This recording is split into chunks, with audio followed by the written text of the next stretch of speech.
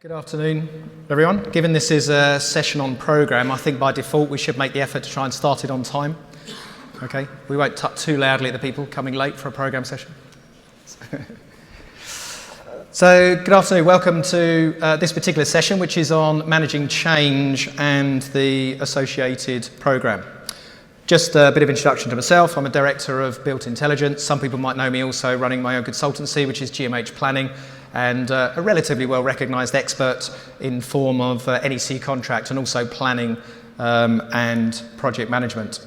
As Built Intelligence, we provide training, consultancy, resources to the industry. We present at conferences, and personally I've had a number of articles published in various elements of the industry press. So hopefully I can speak with a degree of authority on aspects around the programme and project management.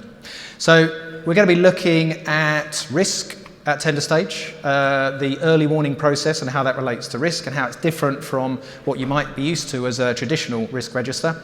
The key part that the programme has to play in terms of administering the contract. We'll talk about these things called compensation events. I don't know if you find this on projects have an annoying habit of changing, which is really annoying, isn't it? Variations that you might have called under other forms of contract, we call it compensation events. So we're going to run through the compensation event process briefly today, and then also identify some extra areas of sort of sources of help and learning that is available, and it's free as well, most of it out there for you at the end of the session. Quick show of hands, you've just had a big lunch. Quick show of hands, who has actually used or is currently using the NEC form of contract on their projects? So, show of hands. Okay, so a good proportion of you. These sessions are always quite difficult to try and tailor to suit the whole audience. We've got people who are new to the NEC contract, we've got people who are more experienced, so I always try and bring to these sessions a little bit of everything for everyone. So for the new people to it, it'll be a good introduction. For those of you who are more experienced, there'll be a bit more detail that you can drill in so that everyone's going to learn something out of the session today. For those of you who aren't working under these NEC form of contracts, and slightly amiss of me, I didn't even bring a copy of the contract, but if you visit the Built Intelligence stand, which is in the corner, stand number 21, we've got all the contracts there, so you can come and view these after the session or at the next afternoon break. And a couple of other things like a compensation event mouse mat, so you can walk away with as well. So there's a few of those left if anyone wants any of those. But even if you're not following the NEC form of contract, there's processes within it that, frankly, are just good practice project management. You know, we're at a project controls exhibition today, and we're talking about project control systems, processes, and that's really all NEC contracts do. They just put a series of processes that you should be following. Okay, and it formalises the requirement for you to do them as well. NEC contracts are there to be followed. Now, that might be a strange thing to say, but every form of contract is meant to be followed, isn't it? But not many people do. They tend to leave contracts in the drawer. They see contractual as being a negative thing, a confrontational, aggressive thing, rather than a positive thing it's meant to be.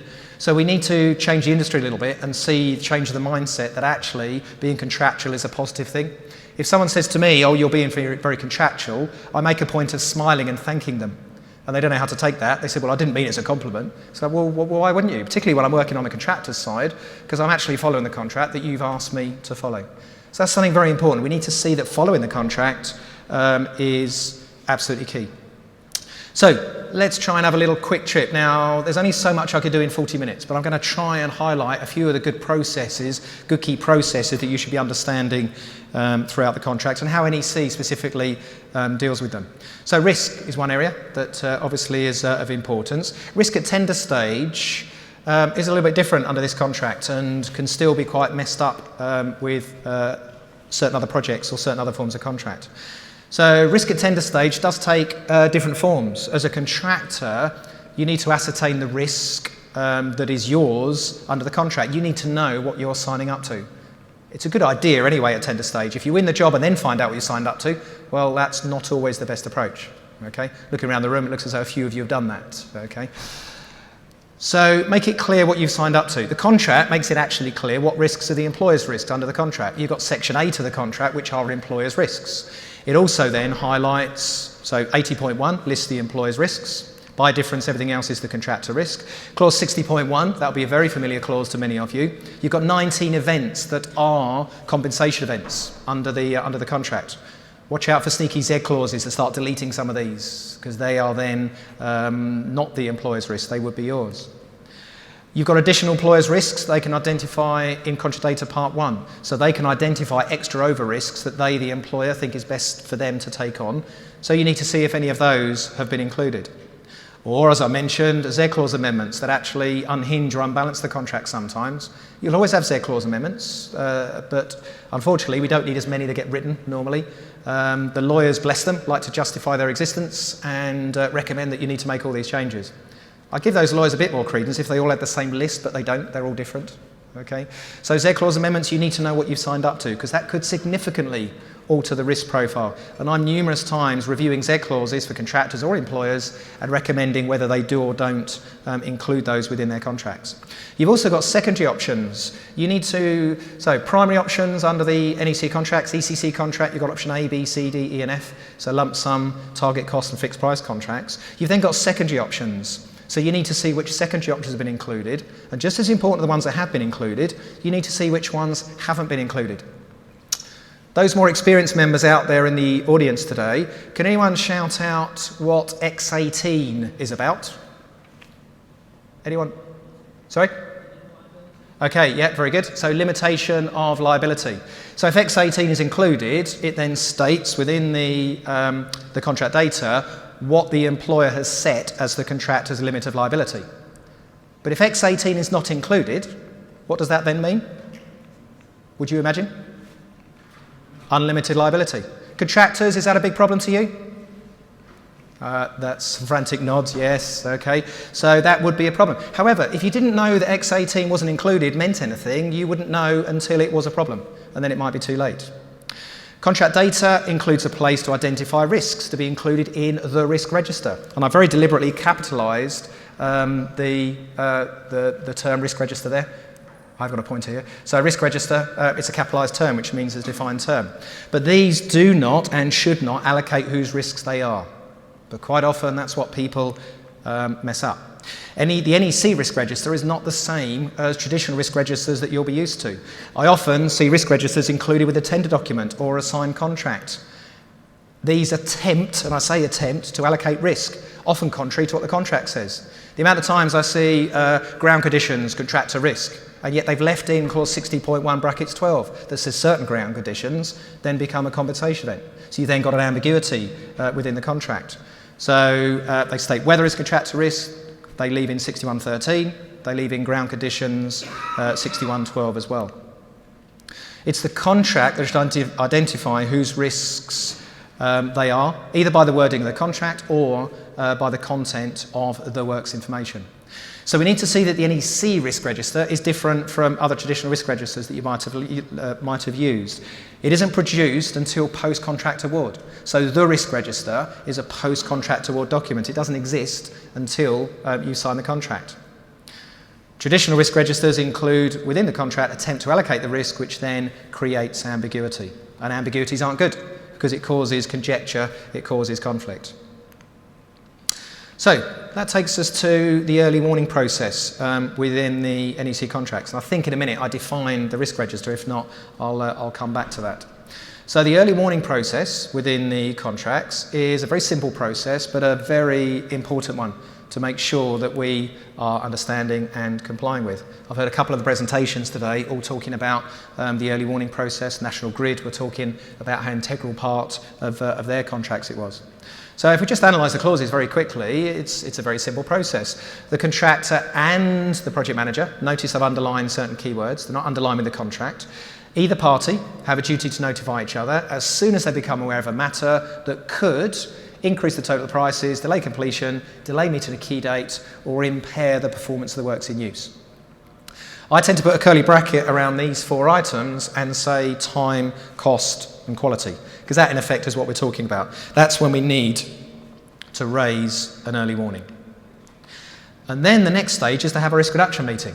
Very important. Don't just raise the early warning and sit back and think, oh, we've done it now, so we've told them what it is, it's their problem if it happens.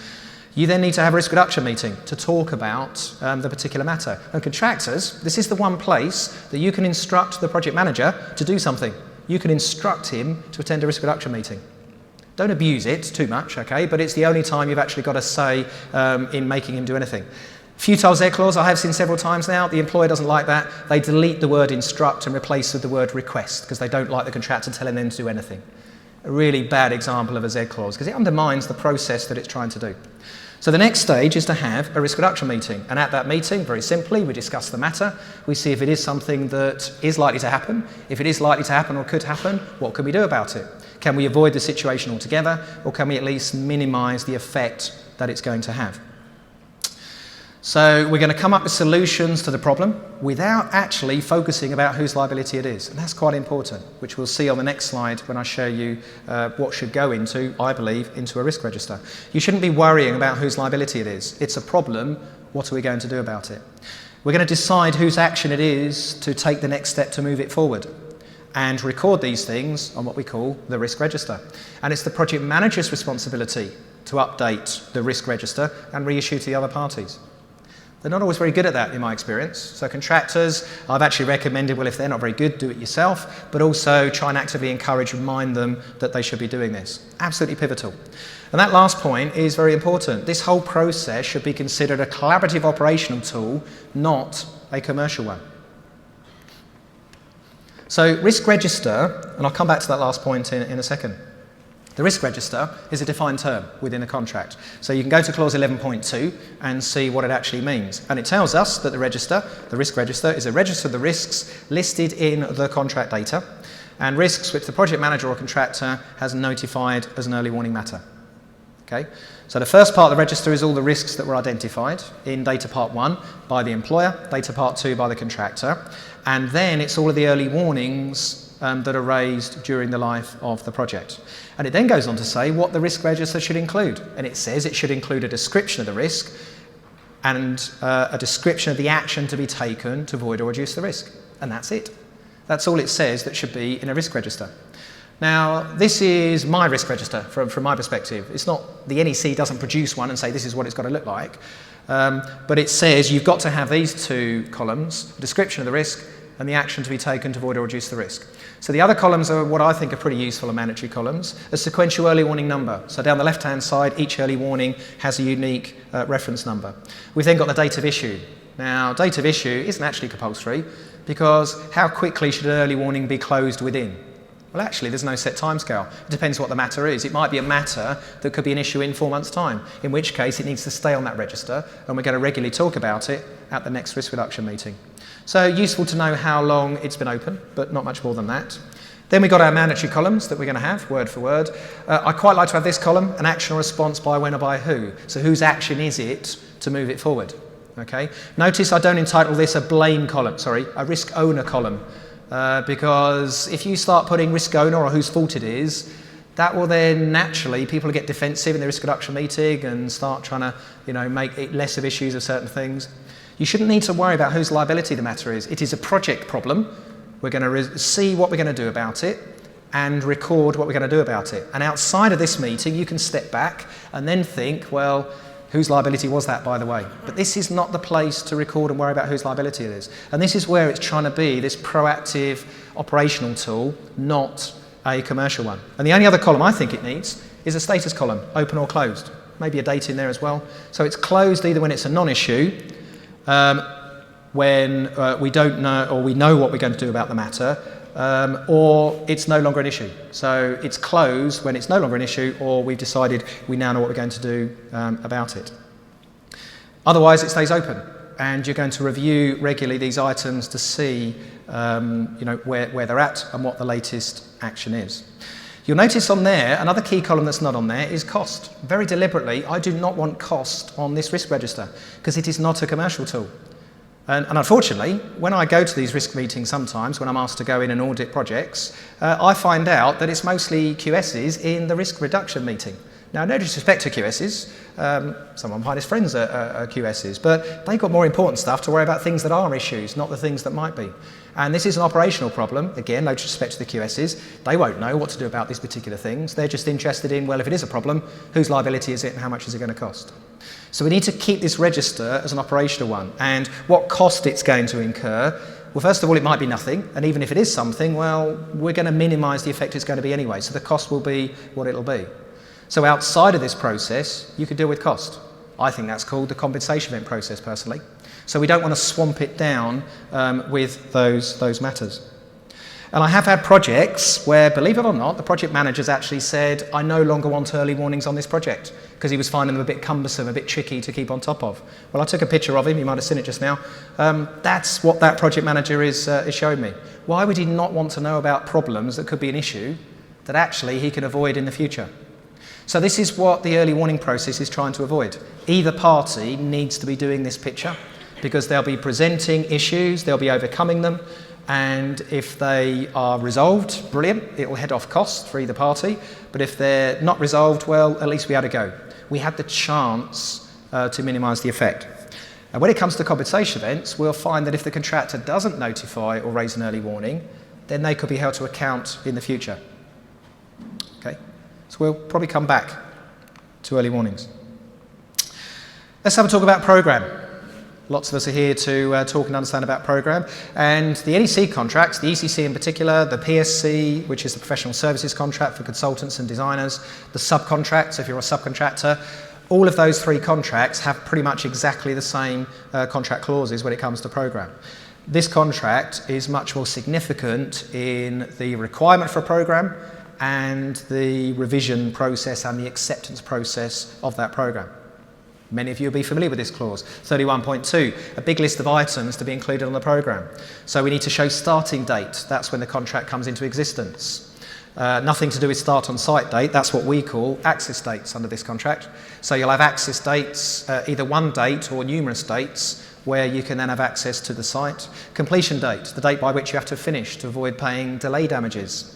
Key dates, extra over elements the employer's identified where they need the contractor to comply with a certain element of works by a certain date. Quite important for contractors, those ones, because unlike completion date and these things, sexual completions, if a contractor exceeds a completion date or a sexual completion through a reason that's their own fault, well, they're going to incur delay damages if X7 is applicable. Okay, so they will be fixed costs. You might not like what they are, they might be significant, but at least they're fixed. The problem with key dates is they're undefined, and any cost, if you miss a key date as a contractor, any cost incurred by the employer as a result is then payable by the contractor. That's clause 25.3 if anyone wants to have a read up on those ones. So we need to be showing all these in the programme. These are all milestones, either start milestones or finish milestones. And then all on its lonesome is plan completion. So it very deliberately lists it separately. So you have to show a separate plan completion to a completion date on your programmes. Now, if anyone's operating under NEC contracts, this is absolutely fundamental. It's a very simple rule, but absolutely fundamental, that you need to have these two milestones separately. Let me show you what I call a very simple programme, or for some contractors seemingly, a technologically advanced difficult programme. I won't ask which camp you guys are in, okay? Hopefully it looks pretty simple to most of you. We've got a series of activities, A through to E, which form what we commonly know as the critical path. F, G and H have what we call float. I haven't got time today to talk about who owns float. We'll save that for another day, or you can come and have a chat on my stand. But there's different types of float within the contract, and they have different ownerships. But that's really for another day. You'll notice here, I've got a separate plan completion and a separate completion date. Okay, so plan completion is logic linked. Completion date, broadly speaking, doesn't have to be logic linked, but I would as a planner, because I'd link the two to tighten up the float path. But the reason I don't link it on this diagram is just to emphasise that, well, they have the potential to move independently of each other, and we only want the milestones to move for certain reasons, well, particularly completion date anyway. Because under the contract, there is only one process that allows us to move completion date to the right-hand side. And that process is compensation events. But to be really specific, it's implemented compensation events. Which again, we're about to come on to compensation events, so we'll pick up the nuances with the term implementation. So completion date can only ever move with agreed implemented compensation events. And equally, there's only one process in the contract that can bring back the completion date. Now, lots of people would think this also is compensation events, but actually it's not.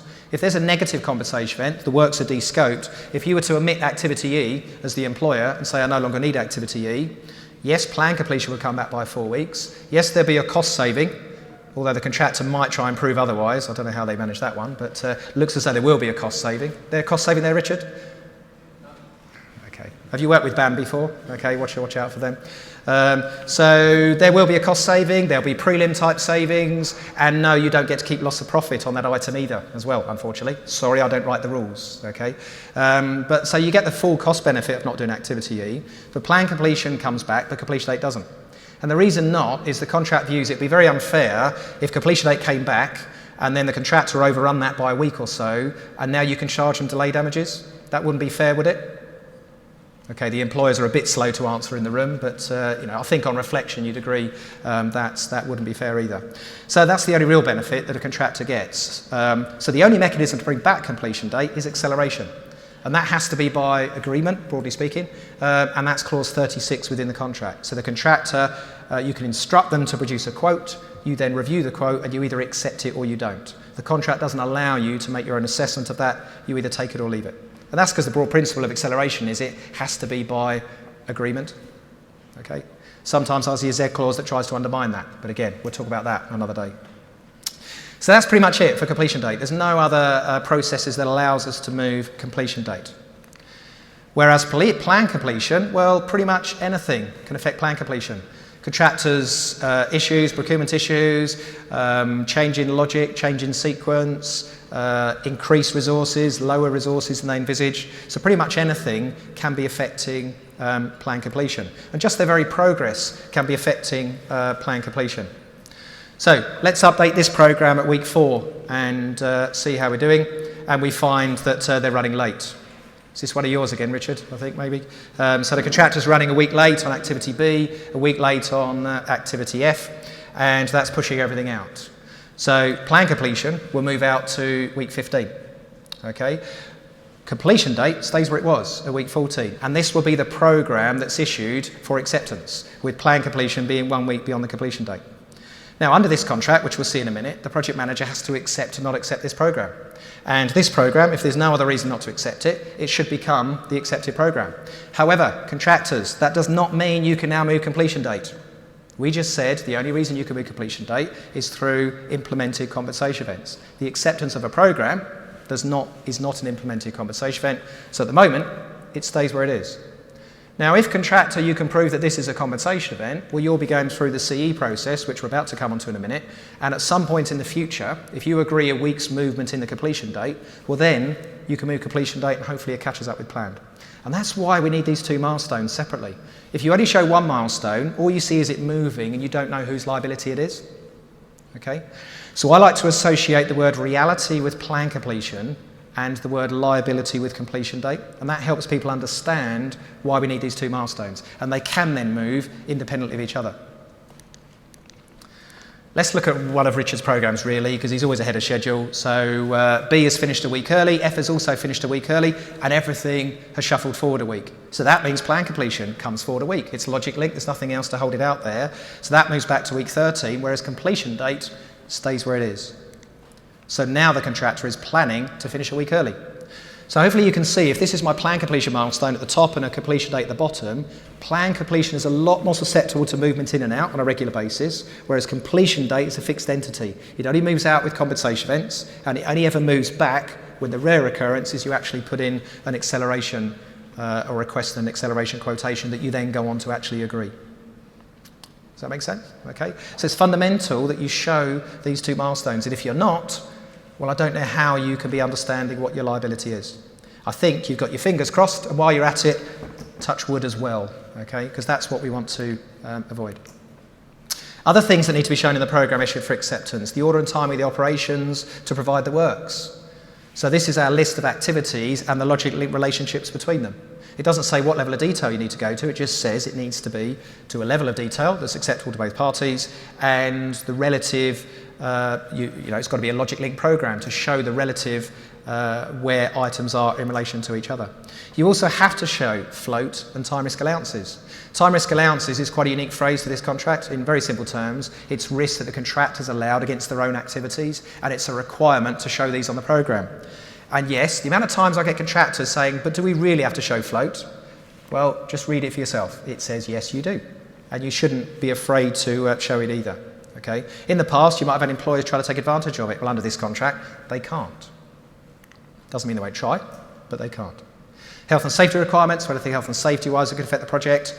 And then these flashing ones are external factors not under the contractor's direct control, yet need to be on the program issued for acceptance. So if you've got free issue materials from the employer, those need to be on the program, and if those materials are delivered late, you can then demonstrate what effect that's had. If you're not showing that in the program, good luck in trying to justify that you've got any entitlement.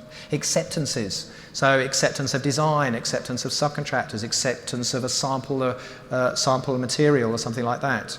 The contract will dictate what acceptance period the client needs, and you need to have included that within your program, as well as information from others, and others is any other third parties or stakeholders that could otherwise affect the project. And then it goes on to say, for each operation, a statement of how the contractor plans to do the work, identifying principal equipment and resources. So there's some words to go with this program as well. Okay. Now personally, I always try and show these on the program. I'll have a column that says principal equipment, and equipment under this contract is sort of cranes, excavators, dumpers, things like that. Just principal equipment I'll tag to the item. And personally, I don't know about you, but I would always show resources on a program. Unless it's resource loaded, how can you be sure that that program is achievable? So if I'm showing that on the program, it frees my statement to be more of what I would like to call a narrative that accompanies the program, that presents what the program is showing, tries to fast track the project manager's understanding as to whether they should or shouldn't be accepting that program. Because that's what the project manager's got to do. They have to accept that program or don't accept the program. But they have to do one or the other. Now under clause 31.3, they've got 4 reasons not to accept the program. First reason, the contractor's plans which it shows are not practicable. So practicable meaning you're showing a 5-day operation and actually it's 20 days work. Or you've got 2 activities happening at the same time that either health and safety wise or logistic wise can't be done at the same time. Or there's a shared resource or shared equipment, something like that. Although that might sound a bit subjective, I think that can actually be fairly well defined, especially where you've got a column that says quantity and output, so you're proving if that duration is achievable or not, or at least that you can challenge either the quantity's wrong or the output's wrong, which means the duration would be wrong. It doesn't show the information the contract requires. Well, contract requires all of that. Just think in your head, how many of those things do you think need to fail before the project manager could be saying, no, I'm not going to accept your program? Well, it's a very low number, and it's 1. Put your hand up in the room. Going down that list, if you are regularly producing programs, put your hand up if confidently you can say, I fully comply with every single one of those. Sorry, shall I repeat the question? Or did anyone not? Is this microphone working? Yes? Okay. So, difficult? I wouldn't say difficult, but it's a checklist that we should be going through to make sure that we are submitting a program that we can fully comply with. Because broadly speaking, they should all be compliable with. And I used to produce programs as a contractor, and I reckon I should be able to comply with all of those. But if not, it's a reason for not having the program accepted. Thirdly, it doesn't represent the contractor's plans realistically. So what the program is showing isn't actually what you're doing out in the field. And lastly, it doesn't comply with the works information. So you need to check your works information under the contract to see if there's extra over requirements that you've also got to comply with. I know there's a few of you working on Crossrail in the room today, and Crossrail have got an extra over, almost a bigger list as 31.2 of extra over things you've also got to comply with in terms of the program. It's got to be in Primavera, it's got to have earned value analysis, it's got to be cost loaded, resource loaded. Not a problem, any one of them, but collectively it makes for quite a big list that you've got to fully comply with. So you need to know the rules that you've signed up to. That project manager has got up to 2 weeks in which to accept or not accept the program. Okay? If you can prove that they've had it and you've not responded within 2 weeks, would anyone imagine that then becomes deemed accepted in the room? Raise your hand if you think it would be deemed accepted. Well, actually, it wouldn't. There's no such thing as a deemed acceptance of the program under this contract. However, it's actually a compensation event, because under clause 60.1 bracket 6, this is a reason that a contractor can notify a compensation event because they've not responded to a program, or 61.9, they've rejected the program for not a valid reason under the contract. However, many contractors in the room will know that's pretty limited benefit, because what price can you put to it? Because in the meantime, you are proceeding with the works. So it's not a hold point, it's not a stop point. So in the meantime, you are actually carrying on with the works. So a little bit of a problem here. It does lack a little bit of teeth, this particular aspect, but I don't know quite what the answer is, because to have lots of deemed acceptance programs might be an issue as well. However, I think if we did have a deemed acceptance clause, it would just make sure the project managers would respond. So I'm actually quite in favour of it, and hopefully in the next drafting of the contract we'll see one there as well. But in the meantime, we've got to manage the clauses that we've got. So my recommendation is work together to ensure that you get that program across the line. As we'll see in a second, it's in both parties' interest to make sure that we have an accepted program. Revised programs. So if you thought 31.2 was quite big, you've got extra over bits that you need to do within clause 32 as well. So 32.1, you have to show actual progress achieved on each operation, and the effect upon the remaining works, the effects of implemented compensation events, how the contractor plans to deal with any delays, and any other changes the contractor proposes to make. So that has to be shown as well on the revised program. How frequently? Well, project manager can request one whenever they want, and the contractor's got the period of reply in which to respond. Whenever the contractor chooses, they can issue one whenever they want. It's not normally a problem getting too many programs from a contractor, I can assure you. Okay, it's probably the flip side is the problem. But the backstop is the interval stated in contract data. That is the longest you should go without getting a revised program issued for acceptance. Most projects, that will be every 4 weeks or every month. Okay, just depending on your reporting cycles. So at least every 4 weeks or every month, there has to be a revised program issued, and it has to be accepted or not accepted by the project manager. There's just a screenshot of a program. It's difficult to programs are normally quite big. This is just a very simple program I did on some tiling works on the underground. But what does this show us? Well, it's broken down into a reasonable level of detail.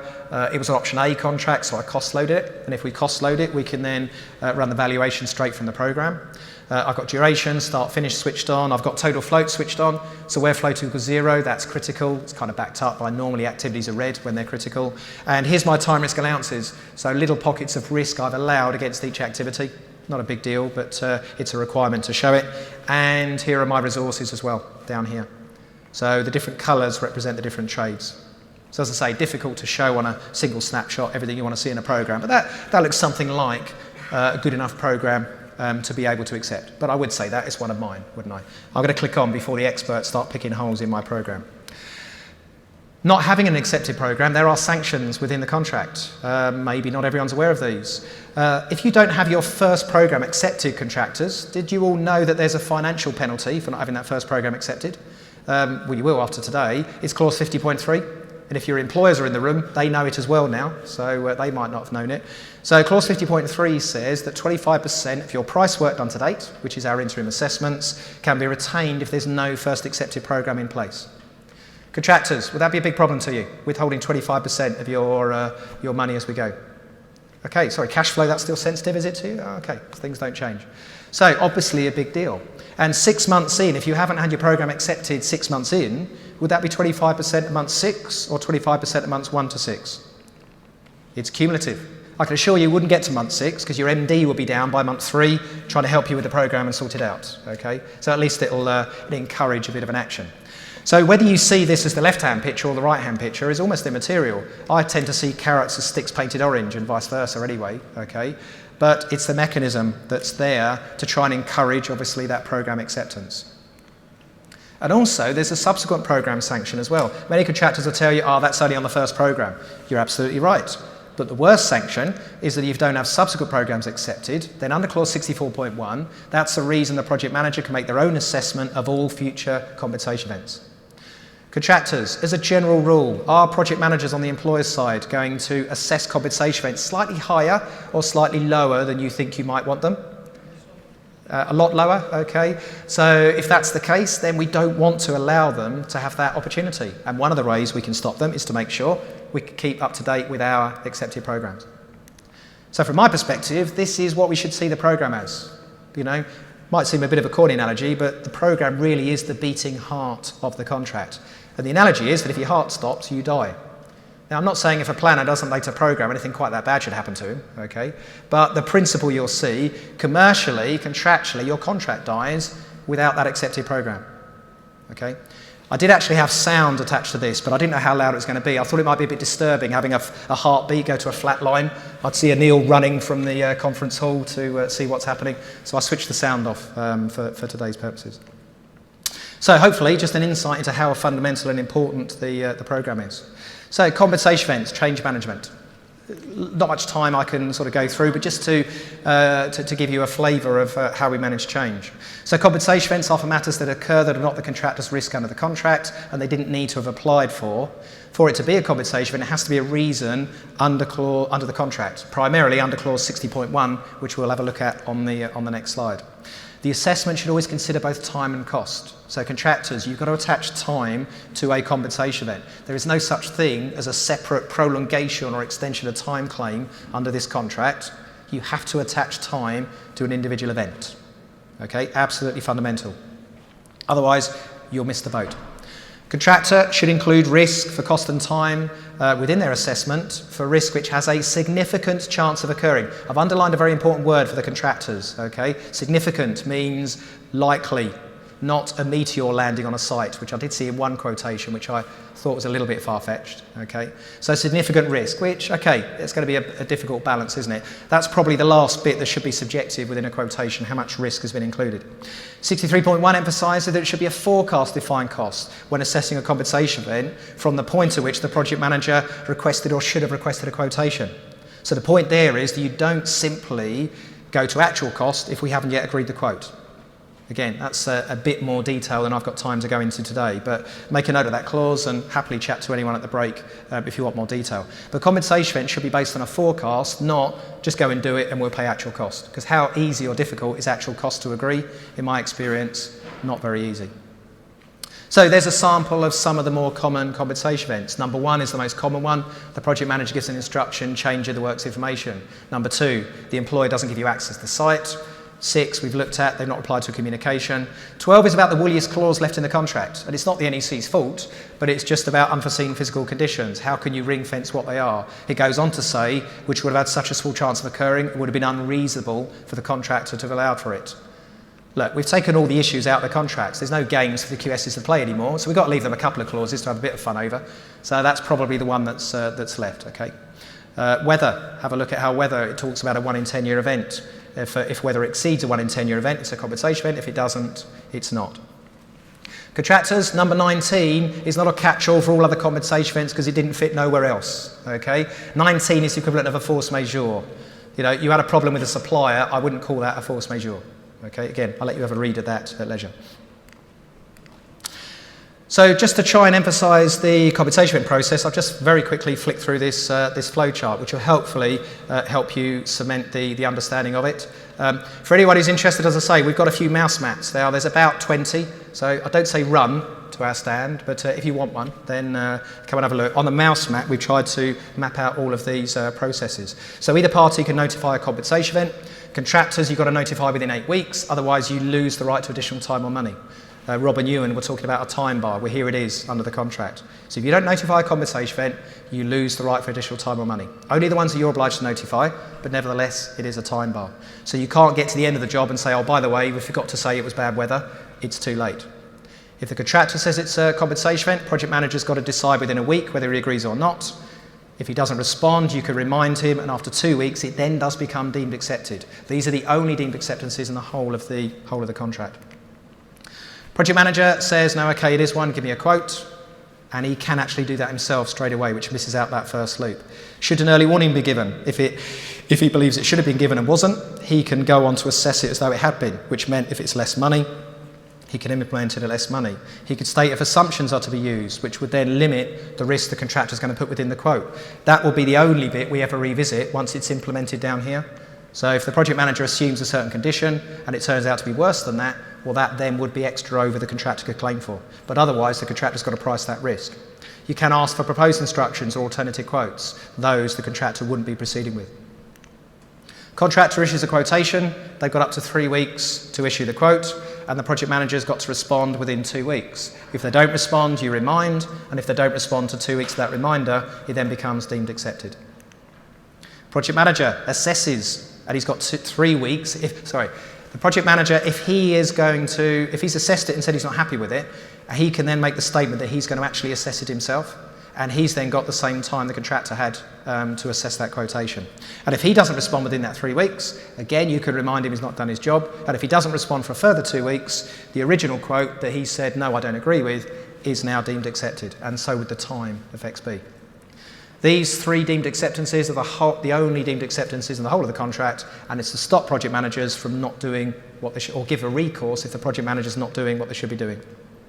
With that comes implementation, which is finality, time and cost freeze, other than project manager's assumptions that you'd have to revisit. Okay? So in a nutshell, that's the CE process.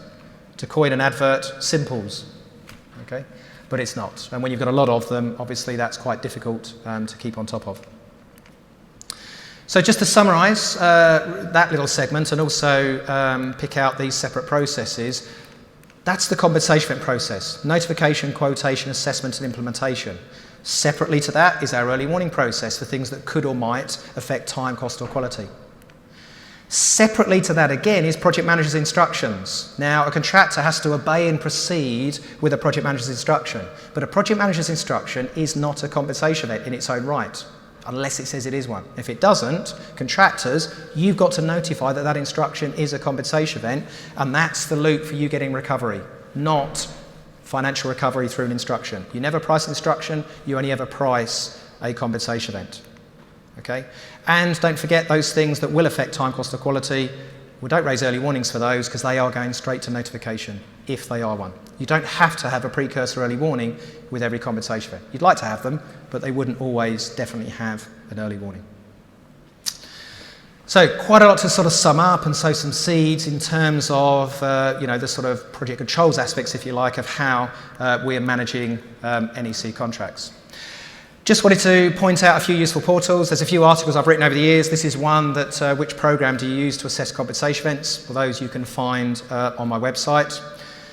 Other useful sources. This is a LinkedIn group. So Built Intelligence, we set this LinkedIn group up.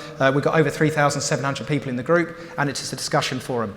So if you've got issues, you can post your own discussion. I mean NEC issues, not personal issues, we keep those out.